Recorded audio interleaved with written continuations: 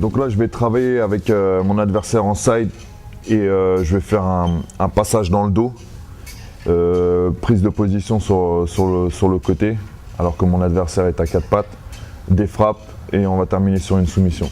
Mon adversaire est en side. Déjà, je vais commencer par créer de l'espace. Donc mon pouce sous son aisselle, je vais envoyer un petit peu son poids de corps de ce côté-là. Cette main-là va passer devant son visage et je vais avoir mes deux mains en fait qui vont attraper son épaule, mes deux pouces sous l'aisselle. Et là je vais balancer son poids de corps là-bas pour créer de l'espace. En fait lui, pour garder son équilibre, il va décrocher son bras là, il va mettre son bras, il va poster son bras pour stabiliser. Donc je suis là, voilà, il sort son bras, stabilise. Tout de suite le bras qui est devant le visage va venir sous l'aisselle de l'autre côté. Je vais faire mes deux mains dans son dos, ici. Ensuite, en même temps que je vais ponter, je vais donner un coup de genou dans son côté. Je vais vriller et je vais m'en remettre de face par rapport à lui. Donc je vais passer carrément dans son dos.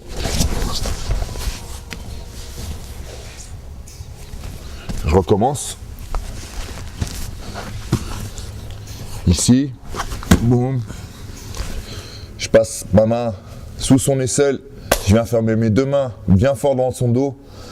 En même temps que je vais ponter, décoller mon bassin du sol, je vais envoyer mon genou dans sa hanche et je vais vriller pour me retrouver dans son dos. Je continue, tac, et je me retrouve, voilà, dans son dos. Je mets mon genou entre ses deux jambes, mon poids de corps sur l'arrière de son mollet ou l'arrière de son talon d'Achille. Et j'écrase bien sa jambe, comme ça il ne peut pas faire sa roulade, il ne peut pas se relever. Là, je vais venir chercher le poignet opposé. Je tiens son poignet bien fort et là je peux frapper, boum. Je viens chercher à frapper les oreilles. Parce que s'il tourne la tête, j'ai pas le droit de frapper ici, donc je frappe toujours en visant les oreilles ou devant les oreilles. Ici, il y a un bel uppercut. Si je tape sous son aisselle, en uppercut, je vais attraper son menton à chaque fois. Là, je viens frapper. Mon genou qui est sur sa jambe, là, va venir à l'intérieur, entre son genou et son coude. Et pareil, avec ce bras-là, là, je le maintiens bien fort contre moi. Ensuite, le bras qui est ici, va venir de l'autre côté, je vais venir chercher ici, je viens fermer ici en darse, je vais le faire vriller et je termine sur l'étranglement.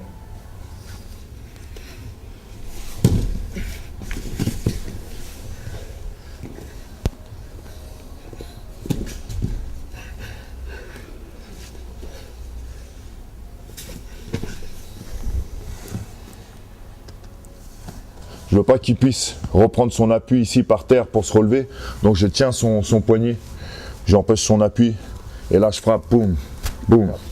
Je frappe en visant ses oreilles ou devant ses oreilles, pas derrière. Là je vais être sanctionné.